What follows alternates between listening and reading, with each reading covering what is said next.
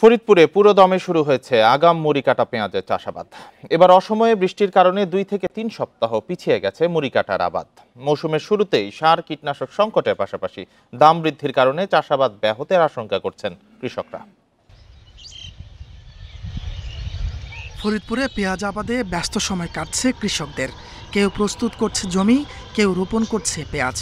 গত বছর ভালো দাম পাওয়ায় এবারও বেশি জমিতে পেঁয়াজ চাষ করছেন কৃষকরা।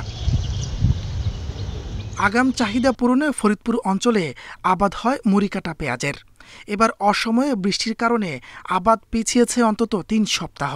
আর সার কীটনাশক সংকটে উৎপাদন ব্যাহতের শঙ্কা করছেন চাষিরা।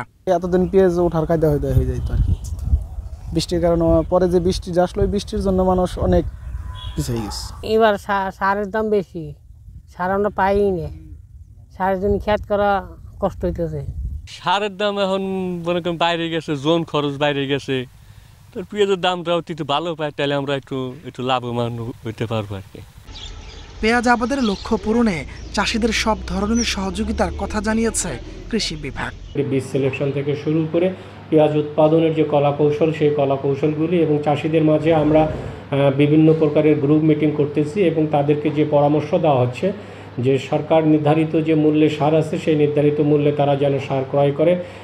জেলায় 5,285 হেক্টর জমিতে মুড়ি কাটা পেঁয়াজ চাষের লক্ষ্য ধরা হয়েছে, যেখান থেকে প্রায় 400 কোটি টাকা ব্যবসার আশা করছে কৃষি বিভাগ। Independent news.